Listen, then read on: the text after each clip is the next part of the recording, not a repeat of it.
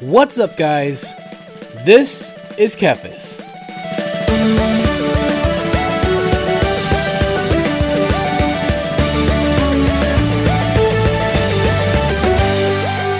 Welcome back to WoW Leveling, everyone. We are still leveling up our Dwarf Paladin here in Dun Moreau, and looks like there's tons of ore down here that we can mine up and do some more quests. So yeah, that's the plan. Oh, look. Oh, actually, you know what? It might be these things. Also, it's herbs as well, so that's fine. Okay, but we're gonna go ahead and do that. We gotta go inside the cave, I'm pretty sure, and see how I do here. It's weird because I'm in Dun Moreau, so my mind immediately goes to Classic, and that's not what we're playing. So it does get confusing whenever you're trying to play both games. I can say that for sure. So last week, you know, it kind of was pre-Blizzcon, right? Well, I should say. Last time I recorded pre-BlizzCon. It was post-BlizzCon when the video aired. You know, it's really confusing, but I mentioned that I was going to wait until after BlizzCon to do another episode so we could talk about BlizzCon and my reactions to everything, and holy good lord, boy was it kind of crazy. A lot of stuff that I should say I didn't really think about until like right before because it all got leaked. But man, some pretty exciting stuff, I have to say. From BlizzCon, or should I say BlizzCon line, which it was really interesting because it almost felt like it was all planned for last year, and then it happened this year, and they still treated it like it was still last year. I don't know if that makes sense, but like there's a lot that they announced. Okay, a lot of stuff for WoW and a lot of stuff for non-WoW, and there was not a single release date for any of it, which kind of blew my mind. There was like a release year, and a lot of it is this year, but it was weird because it's like, I mean, you know, we're in February of this year, and it's kind of crazy that there's not even like a date or any kind of, I don't think there was a date for anything, which is kind of crazy. But anyway, let's go ahead and get into, we'll divide it up in maybe two parts, because I don't want to spend like, I don't want to make this episode too long, so we'll do 2 episodes, I guess. And let me make sure I don't die.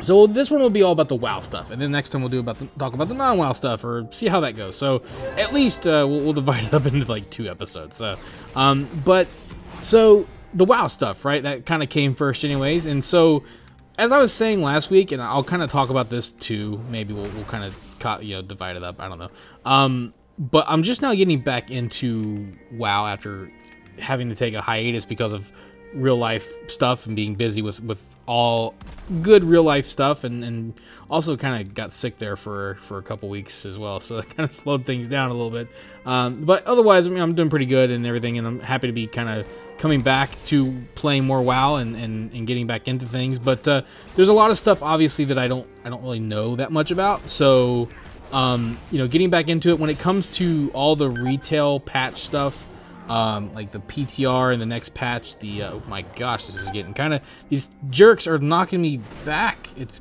not good. Hang on. Heal myself up. This is kind of crazy.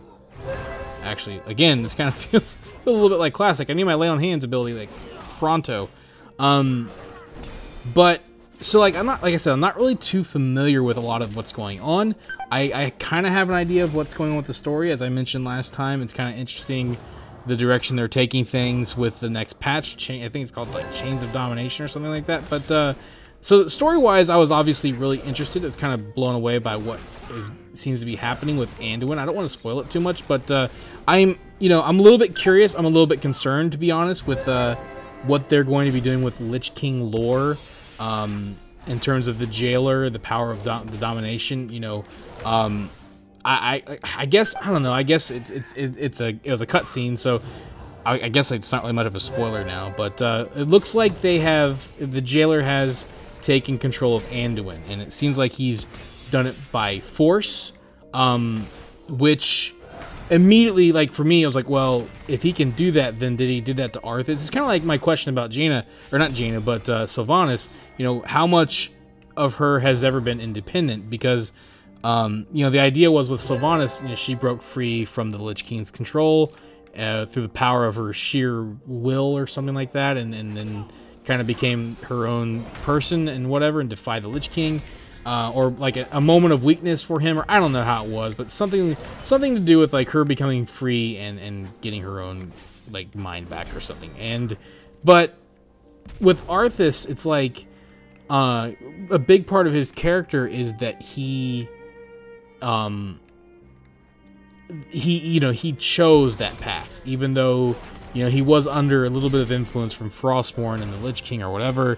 He still walked the path. He still chose to follow that path. That's a big part of what makes it important, because if it's all under control, then it pretty much absolves him of any of his crimes, right? And if that would, in my opinion, that would heavily, horrifically cheapen his character. But from what I was hearing about when it comes to like interviews, from what I understand, that's not the case. He was not under significant mind control. He may have been like slightly suggested, or slightly pushed in a certain direction, but it looks like that for the most part he was all under his own mind. It's still a little confusing because it's like, well, how much was him and how much was control? It's hard to like, how do you quantify that? Because to me, any bit of influence, I mean, obviously there was influence, we always knew that, but it does cheapen it a bit, and I think that's a big part of what makes, like, it makes him a good villain because he chose that path. I suppose it's kind of like Anduin, or not Anduin, but what the heck is his name? Not Anduin. Anakin, that's it. Anakin Skywalker. That's like, he goes down the dark side, and then as he goes further down, the dark side gets more control over him and he becomes worse, I suppose. And so I guess that's kind of the idea of Arthas, and it even kind of suggested that part of what held Arthas the Lich King back was his good side, was the old Arthas. And that's kind of interesting, but still he's responsible for what he's done, and that's kind of the idea. So it's a little bit complicated, but I think that's a big part of what makes him such an interesting character. And if the jailer can just now, just completely take over control of someone, then it kind of changes it a lot. And I wonder about that, with the idea of like this domination magic or whatever it's called that they use. What will that, and what does that say about that whole lore and all that kind of stuff. So, having said that, though, with Anduin, obviously, it's not as compelling as Arthas. I don't think it's meant to be, though. It's a different story. They're trying to do something different, and, it's going to be interesting to see, where they go with it. It's kind of like, I kind of have mixed feelings about it. Like, I'm curious to see what they do, but there comes a point where it's like, do we have to consistently, turn a good character bad? Like, is that just like, is there anybody that can be relied upon just to not turn evil, even though like in this case he was turned evil by force or whatever, like complete mind control, maybe not even mind control, it may just be pure body control, because like there's a point in that cutscene where after he he attacks not the Arbiter, but the Archon or whatever. He kind of has this look of horrified look on his face, like, oh my god, I'm sorry, like, I don't mean to do this or whatever, and then it quickly goes back to him being under control. So obviously he's not happy about it. He did not choose this, but he doesn't have a choice, like, he's being forced to do it. So obviously that absolves him entirely in this situation. And so it's interesting. Like, it's like, well, I don't know what it says about his character, or like how will it develop his character? What does it do with the story overall? I don't know. I don't know. I kind of feel like I don't know. I kind of wonder where they're going to go with it. Like, are they going to is Arthas going to come back and they're going to like have him be good guy now? Like, are they going to flip the script? Because I personally wouldn't. I don't know. I don't know how I would feel about that. Like, I don't like that idea. I don't think that I want Arthas to have the Illidan treatment, because I feel like maybe, I don't know, maybe they could. I don't know. It's hard to say. Obviously, that may be what they do or something, because Arthas never got a chance to redeem himself. He never got a chance to go to Revendreth. He went straight to the Maw. So I don't know. Like, it's tough to say. It's also, like, it seems like they might bring Garrosh back as well, which is good. I do like that, because I feel like there's more to his character that could be told. So like I said, I have like a lot of mixed feelings about it. I'm a little like, I'm mostly like, there's a good there's a lot of cool things I think they could do here, but I'm worried. Like, I don't know, I don't have a lot of confidence when it comes to the storytellers in this game. I will be honest about that. In spite of, like, you know, I like the themes, I like the afterlife themes, the hell dimension, and a lot of that kind of stuff. But as I've kind of gotten back into things, and I've, you know, followed the story a little bit more, you know, kind of seen a little bit more like dungeon stuff like that, just different dialogues. Like, there's a lot of times, like, you know, when I see the writing, and I don't just mean like the overall story, I mean like the like things, the dialogue that people say, some of the characters, it's like, ugh, like, it's really cringy. Like, I to be completely honest, because, like, what's that one line? There's like a line in a dungeon or something, like some boss, it's like, says something like, "You dare deny me the sky," or something like that. It's like, oh god, it's cringy. Like, it's really cringy. It's like something you'd see on Tumblr or something. I don't know. But there's a lot of that kind of stuff in there that I'm just like, ugh. Like, you know, sometimes the writing just, like, sometimes just even like the dialogue writing is cringy at times. It's just my opinion. And so, like, because it's one thing to, like, you know, okay, the overall story is weird, but like when you get like these weird, like, you know, I don't know, these weird like bits of dialogue or whatever where they're just like trying to sound deep or something like that, and it just sounds, like I said, something you'd see on Tumblr, like, or something that, like, with those weird Facebook posts where it's like, "She did not let the storm take her," or something, you know, like, just weird things that you see people post. You're like, what is this? Like, this cringy, like, teen angst nonsense or something. I don't know. It's weird to me. And so sometimes, like, with, like, I don't know. I feel like the story has been significantly weakened ever since, like, a lot of the good writers left, and I don't have a lot of confidence in the people that are there now. Just giving my honest opinion about it. Like, even though I like a lot of the themes, I like some of the ideas, overall there is a lot of, like, like, there's a lot of bad pacing. Like, you know, when the Arbiter, for example, gets hit, you know, gets, well, seemingly killed, but I don't think she's dead. But, like, when that happens, like, I don't, am I supposed to care? Like, I don't, like, and I'm in Bastion, right? Like, that's where I'm at, but I haven't had time with this character. Like, I don't care about these characters.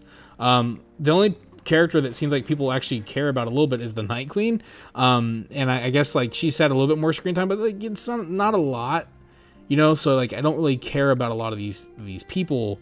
And that's just due to pacing, and just like, there hasn't been a lot of, you know, time spent with these characters, building up a good story with them, and making me care about them.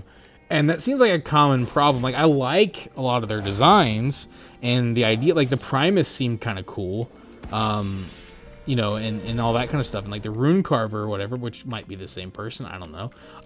But overall, like, I just don't really care that much. The only character, like, the Nathrius made a big impression. I think, like, I heard something like the Nathrius was originally meant to be killed off, but the voice actor did such a good job that they decided to keep him possibly around so they could use him again. And it's like, man, like, it's just kind of crazy that, you know, you introduce these characters and then you're gonna kill them off right away. You know, it's like, man, like, it's like, also, like, if every character is treated like a throwaway, then who am I supposed to care about? And if the characters that I do care about eventually become thrown away, then, like, it's getting harder and harder to care about any character, because a lot of the characters that we cared about are gone, and then these new characters don't get time to shine, so, you know, it just doesn't work, and that's the problem. Like, you know, that's a big part of the problem. Like, I mean, like, you know, so, like, how do you fix that, I guess? And the answer is, like, you got to create new characters, and you got to quit you have to stop treating every character as just being expendable, or like, well, we're going to use up this character for a plot device now, you know, like, and there might be some mixed opinions on this one, but I personally liked Illidan coming back. It did feel a little bit nostalgic, but I kind of felt like it fixed a lot of his old story, you know, but now it's like, you know, kind of nice to see Uther. I feel like he had like kind of an okay arc, even though I don't know if it's done yet, and it's weird. You know, but like it was kind of cool, I guess. But there's just not a lot of time for any new characters to really shine. I think Bwan Samdi probably is one of my favorite newer characters that's been added. And he's been around for a while, but really to see him as a character and get screen time and kind of get to know him, like, I like that character a lot. So that's one. But like, I just feel like there could be room for, you know, improvement in terms of, like, you know, maybe let's not just build the expansion around like one character. You know, it's because, like, you know, Bolvar is the character now, and then before Bolvar, last time it was Magni, and before that was Khadgar, and it was like, you know, you get so much of those characters, you know, in your face, and even like Tyrion back in Wrath, like, you know, you get so much of these one characters that, you know, you have a giant universe here, and it'd be kind of nice to see a lot of these characters breathe. I swear we're gonna just be talking about characters in story in this episode, but there's a lot. I have a lot of thoughts, I guess. Like, I mean, I don't know if anybody who's listening to me has ever watched it, but like, one of my favorite animated series of all time, one of my favorite shows really is Full Metal Alchemist Brotherhood. I actually recently watched through it again, and one of the best parts about that show is there's a lot of, I mean, like a lot of shows, like, you know, maybe Game of Thrones when it was good.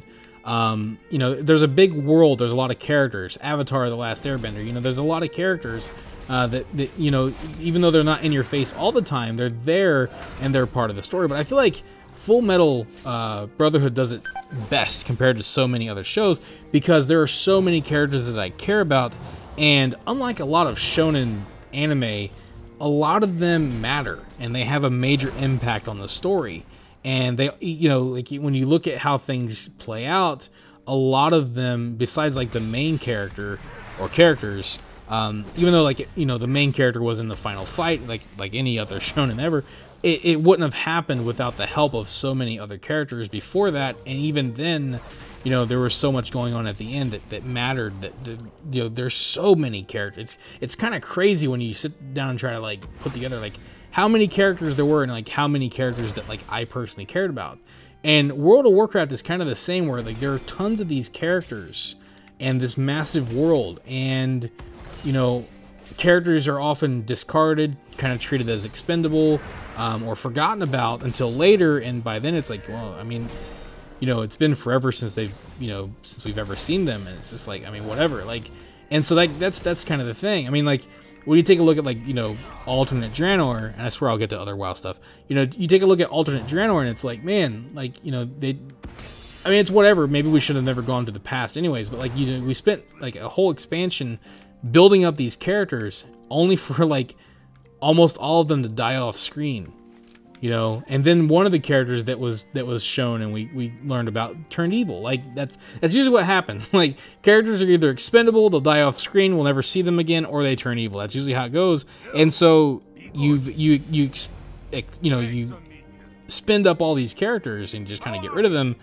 and then all these other characters that you try to bring in and try to push, no one cares about because they don't have enough time to breathe. That's kind of the idea, and that's one of the problems with this game, I think, is in terms of story, is that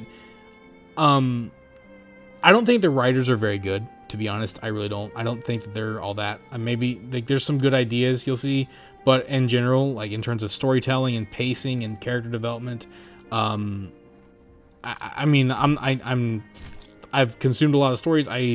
I'm not a storyteller by any means. I don't write fiction, but I genuinely don't feel like the writing is all that good. Because, like, you know, what you can say what you want about WoW, like, and maybe some people be like, you know, it never was that good. There's a lot of, like, you know, it never took itself too seriously. There's a lot of, like, references to pop culture, that kind of stuff for sure. But, you know, there was a lot of good world building, some good characters thrown in there, a lot of good mini, like, little stories and all that kind of stuff. And it's just kind of unfortunate that, like, I don't know if we'll ever, you know, I don't know if WoW will ever have that again. I don't feel like the guys that are doing it are very good. And I think it's even more discouraging because I've said this before, like, they don't seem to respond very well to criticism. And, like, I've heard, I don't know if this is true, but I've heard, like, they lock themselves up in, like, their little writing sanctuary or whatever, and they just do what they want to do, and they don't really care what anybody else thinks. And it kind of shows really, because it's like it's not the best, man. Like it's really not, you know. Like, I mean, when not to get too into it, but like when the most significant bit of story is like a throwaway dialogue because of what it applies, like what it connects to the real world or whatever, like that's pretty sad, you know. Like that's pretty lame, to be honest. Like, who cares? Like, I want a good story overall. Like I don't need everything to apply to me. I just need a decent story. And yeah, I think there was a lot of potential here, and there still is. But I don't have a lot of confidence, if that makes sense. So yeah, other than that, like, you know, when I came back, like, I was very, you know, happy to be back. I do still enjoy the expansion, but I do see where some people are saying, like, I mean, like, there's some holes in the storyline. I do kind of see where people are coming from with that, and I kind of agree with a little bit. I do really enjoy the ideas and the themes. I think Zoval is a pretty good villain. I think the mall kind of helps build him up a lot. I do think they got that right. And I'm curious to learn more about him, his origins, you know, where he comes from. Why is he the jailer? Why is he so bad? Would love to learn more about that. So, like, there's that. I do want to see where things go with Anduin for sure. I do want to see where things go with Sylvanas for sure. I mean, there's that as well. So there's a lot that I am interested in, just to see where they go with it, and hopefully, you know, they will go somewhere that will surprise me. But we'll see. I mean, it's hard to say.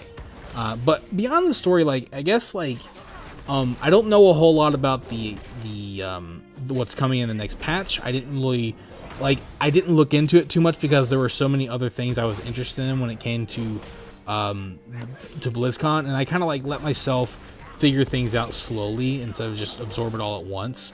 But that's because, like, I'm still, you know, catching up, right? So I don't really care about what's coming yet, because I'm still trying to catch up, trying to get all my, you know, my renown caught up and my reputations. So, like, I don't know too much about, like, it looks like we're going to a new area in the mall. Sounds kind of cool. I was a little bit sad that there weren't a lot of, like, I don't know, like, new, like, rewards. There was no, like, new customization. Looks like there's no allied races to be announced, at least not for the next patch, which is fine. I think they would probably come later. You know, and so, like, I heard, like, there might be some heritage armor. I don't know if that's going to come in the next patch or not, but one of the things I can say about Shadowlands is, like, I think there's a lot of good stuff in here. Like, I think, like, Shadowlands has a lot of cool ideas. Like I've said many times, I think Torghast is a cool idea, and I think the mall is really cool for the most part. I think one of my problems that I'm having right now is the rewards, if that makes sense. Like, I don't feel like a lot of the stuff that I'm doing matters a whole lot. Dang it, I just wanted to get that herb.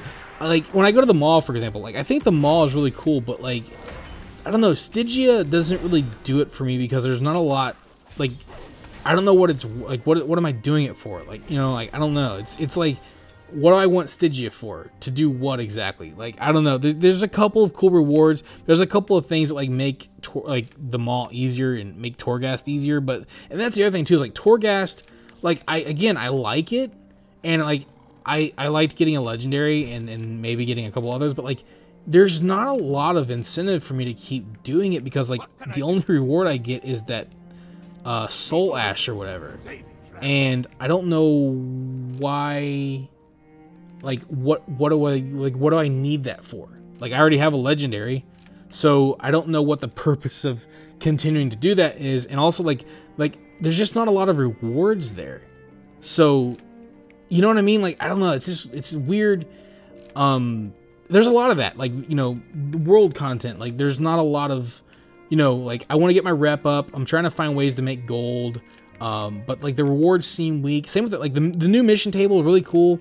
The rewards are okay, but I feel like I could get more from all that, leveling up those guys, and, like, I don't know, it just feels like it could be more rewarding. I know they don't want to, like, have a repeat of the past where the mission table becomes all you do, but I feel like if you had better rewards elsewhere, then you could probably have better rewards in the mission table. So, like, one of the things that I think the expansion does lack is a lot of incentive, like, trying to find new rewards. one of the things, like, they've kind of exhausted, you know, I mean, there could be new transmogs. I guess that could be a nice reward. But like new mounts and stuff like that, like, I don't know, man, like, they seem like they want to say, I mean, case in point, look at the mount I'm using right now. A lot of their really, really cool mounts, they tend to save for the store. And so, like, when, you know, when you have like 300 plus mounts and pets, like, and they add more to like factions, like, it's just not much of an incentive for me, because like, it's just not that exciting to get another mount. They've really exhausted that reward. So like, I don't know what other rewards they could do. I thought that, like, I personally liked allied races being a reward because it was like incentive to do it. It kind of felt nice to unlock it. So like, I kind of wish there was something to that here. But like, overall, like, there's just not a lot of, like, there's some cool stuff with the factions, I guess, especially like with the one you go with, like some cool back stuff, you know, just different things like that. But yeah, I think that's one of the things that's hurt me. So I'm hoping that, like, in the DLC, or not the DLC, but like the patch, they maybe add, you know, some better rewards, because I don't mind a lot of the stuff that I'm doing. I mean, it's pretty fun. Like, I like the Torghast system, for the most part. Like, I think it's kind of fun to do. It's something, you know, it's more like a roguelike, I guess, just something cool like that. But yeah, and like, I really enjoyed, like, when I would find a you know, a new table, what do you call that, mission table, like a new recruit for my mission table. Like, I'd find people in there for that. That was kind of fun, kind of like an incentive to do it, besides just like getting the soul ash. But overall, like, I just, like, yeah, it just, in every, pretty much every aspect, like, the one area that I do kind of like the reward system is the PvP. I kind of like, you know, how that works. But overall, like, you know, sometimes I, you know, like, if I want to do PvP, like, I might maybe, you know, go that route with like some casters, like maybe my hunter. It'd be kind of fun. But yeah, like, that's the only area where I've kind of like, the interest has kind of been there in terms of like where to progress. I'm not really much of a raider anymore. I just, you know, it's just not something I have a lot of time for. You know, at least not right now. So I don't do a lot of dungeons and raids these days. So I'm a pretty casual player, and I like to try to find, like, you know, casual, short burst ways I can do stuff nowadays. So like, I don't know, it's just kind of interesting to me, in terms of like just the lack of rewards. You know, WoW has always been that. It's weird too, because like, WoW has always been that carrot on the stick. Like, that's kind of the idea. You're chasing some kind of reward, and that carrot just isn't very fresh this time. It looks pretty wrinkled and old. You know, and that's unfortunate, because like, I feel like some of the stuff that they're trying to have me do seems pretty interesting. But you know, at the end of the day, it's still a grind, and it's still something that you're asking me to do a lot of. So it's not going to be, you know, like, there's not, I don't know, like, I feel like if Torghast had island expedition level rewards, maybe it would be a little bit more cool. I don't know. Cause like, it would be fun to go in there and try to unlock, like, maybe that's a way you can unlock like some cool, I don't know, some really cool store level mounts, you know, in there, or something like that. I don't know, something more interesting. Some transmog, maybe there is some that I don't know about, some cool pet or something, I don't know. But I do feel like it just, I don't know, I just feel like it lacks. So I don't know, that's kind of my thoughts about Shadowlands right now. Otherwise, like, I do like a lot of the ideas. I'm hopeful. Like, I'm still having fun with it. I like leveling up now. Like, you know, I know some people may not like the new leveling, but I actually like it for retail, because I have Classic now, and so that works out very well. But speaking of Classic, that's where I really got excited. So Burning Crusade Classic is coming, right? And that has got me all excited. So I really wasn't sure if they were even going to do that until I saw the leak, and then I was like, oh my gosh, this is actually going to happen. This looks pretty legit. And sure enough, they announced it, Burning Crusade Classic this year too, which is the other crazy thing. So my big excitement for WoW, like, completely, Burning Crusade Classic dwarf any future Shadowlands stuff for me. And I will say this, like, I was very excited for Classic because it was a new step. Like, it was like, okay, cool, we're gonna get some of the old game back.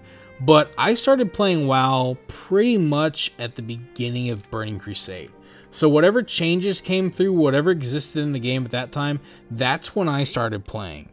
And so a lot of my nostalgia comes from Burning Crusade. And hang on a second. What's this? I dropped. Oh gosh, that was okay. Let me see that. Am I doing this part yet? Yeah, it looks like I am doing this part now. Sorry, got a little distracted. But yeah, so like that's where I'm hooked on, and so like I'm really excited for BC. I'm going to resurrect Kephas the Blood Elf all over again.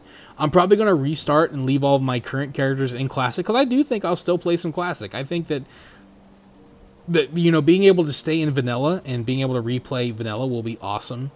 So like I'm definitely going to be doing that, and now I'm going to be doing BC. I think when BC comes, I'll probably abandon the Classic characters for a while and maybe do a BC leveling series and do Kephas or something like that, because like I said, I'm very much into I probably need to see this, huh? Couldn't see what progress I was being made on. Okay, there we go. So like I'm really into that. I'm really looking forward to dang it, did I miss? Can I get these guys? They probably don't count, do they? I'm definitely looking into doing BC all over again. I think that like because that's where I really started to have fun with the game, was in BC, and some of my best memories are BC and Wrath. So you know, getting to do BC again, and of course if they continue on and they do Wrath as well, I think that would be awesome. So like I will happily revisit Burning Crusade. I think it's going to be a lot more fun for me than even Classic was. And you know, it's never going to be, we already knew this, but like it was proven with Classic. Like people already know what they're doing. And of course, unfortunately, they're not going to like re-roll completely. So a lot of the people that have been playing Classic and like getting all this money, you know, and stuff like that, it'd be more, I feel like it'd be more ideal to have re-rolled server, like completely restarted servers. Another thing is they're going to have like a level 58 boost, which some people may not like. I think it's whatever. I think it would be better to do it like, you know, they're starting to do like paid services and stuff like that, and it's gonna get interesting, you know, to see what they do, because obviously they want to try to find ways to monetize it. I guess copying characters is not a bad thing. It's actually kind of cool because, you know, if they're going to put a paid service in where you can copy characters, like, I don't mind that so much, because then you can play in original Classic, and then copy that character over to a Burning Crusade server. I think that's how I understand it. So that would allow you to kind of like, you know, just experience the old game naturally, and you know, get to play both Classic and then BC if you want to, or you can level up in BC. And I don't know if there are changes. Obviously you'll want to level up a Blood Elf and a Draenei, so like there will be that you can do that as well in the Burning Crusade servers. So like, to me, that's pretty awesome. I think that'll be really cool. So like I'm looking forward to it. I'm looking forward to leveling up a Blood Elf Paladin. And do that also, like a hunter again. Like, I mean, that'll be fun. A hunter, you know, what else? What else did I enjoy? Oh, a warrior. That was what I leveled up at the time. That'll be awesome. So like, getting to do that again, getting to go back to the Isle of Quel'Danas to do those dailies. Oh man, it's gonna be awesome, because that's what I have those memories, you know. Going back to Nagrand, the old school Nagrand. Like, it'll be so cool to do a lot of that stuff again. So I'm definitely looking forward to that. I think that's what's got me really hyped for WoW. Obviously, when that comes, you know, and Burning Crusade comes out, just like with Classic, I'll try my best to get some new guides out for Burning Crusade. You know, by then, the guides for retail will be pretty much done, so more guides, you know, more stuff to do, and then by the time that's all done, we'll probably be moving into the next expansion, and I'll do even more guides. So, anyways, you guys, I hope that kind of, like, I just kind of rambled for a while about it, you know, a lot of WoW stuff. A lot of stuff that I'm pretty hyped about. Some stuff that you know, I think could be better for retail, but overall I'm pretty psyched about it. But you know, we're gonna pick things up on the next one. I'll talk about some more BlizzCon non-WoW related stuff. So we're gonna fly over to Ironforge, and I will see you guys on the next one. Thank you for watching this video. If you enjoyed it, let me know by clicking that like button, and feel free to share it with your friends so they can enjoy it as well. And if you'd like to see more videos, you can subscribe to the channel. and click on the bell icon to be notified as soon as new videos are posted. You can also follow me on Facebook, and if you'd like, you can support my work on Patreon. Links to all that stuff can be found in the description below. This is Kephas. Until next time.